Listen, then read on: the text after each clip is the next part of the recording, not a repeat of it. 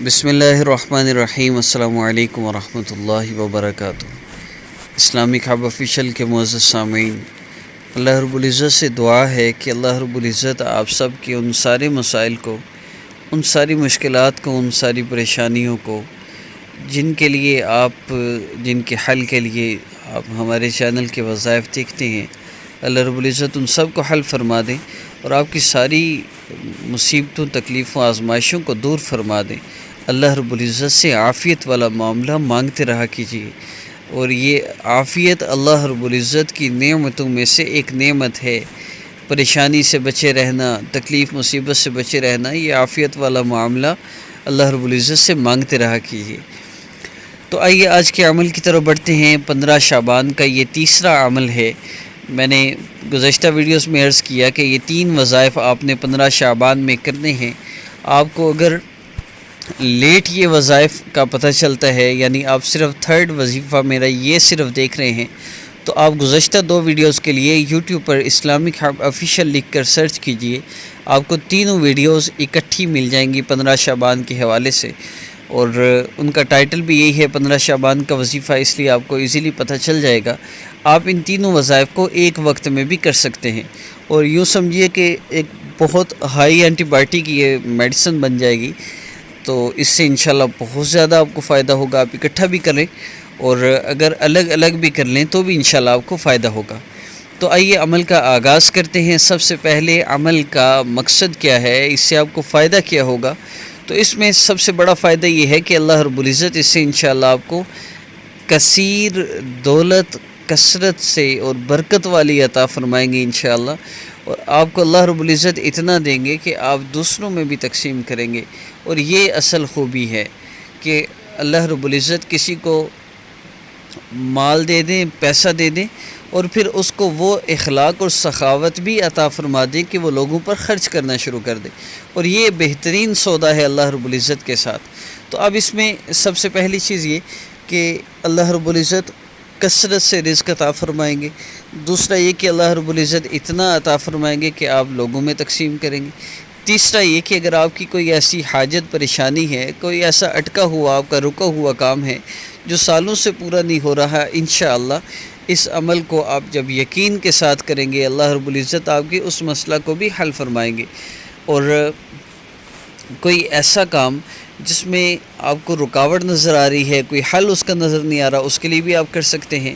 اس کے علاوہ جتنے بھی آپ کے مسائل ہیں، آپ کو شوہر کا مسئلہ ہے، آپ کو شادی کا مسئلہ ہے، آپ کو اور کوئی بھی مسئلہ ہے، ہر مسئلہ کے لیے آپ اس عمل کو کر سکتے ہیں، اور آپ دعا بھی کریں گے اللہ رب العزت سے، انشاءاللہ اللہ رب العزت آپ کے مسائل کو حل فرما دیں گے۔ یاد رکھیے اللہ رب العزت کے سوا کوئی آپ کا مسئلہ حل کر ہی نہیں سکتا۔ اور اب چلتے ہیں اس عمل کے فائدے کے بعد اس عمل کی شرائط کی طرف۔ تو شرائط میں سب سے پہلی چیز کیا ہے؟ نماز کی پابندی۔ اگر آپ نماز کی پابندی نہیں کرتے تو آپ کو اس عمل کا خاطر خواہ فائدہ نہیں ہوگا۔ اللہ رب العزت کا نام لینے کا فائدہ ہے، لیکن نماز کی پابندی نہ کرنے کی وجہ سے بہت زیادہ جو فائدہ ہونا ہوتا ہے وہ رہ جاتا ہے۔ اس لیے آپ نے نماز قضا نہیں ہونے دینی۔ اگر قضا ہوئی ہے تو اللہ رب العزت سے معافی مانگ لیجئے، توبہ کر لیجئے، اور 5 وقت نماز پڑھنے کی ابھی سے نیت کر لیجئے۔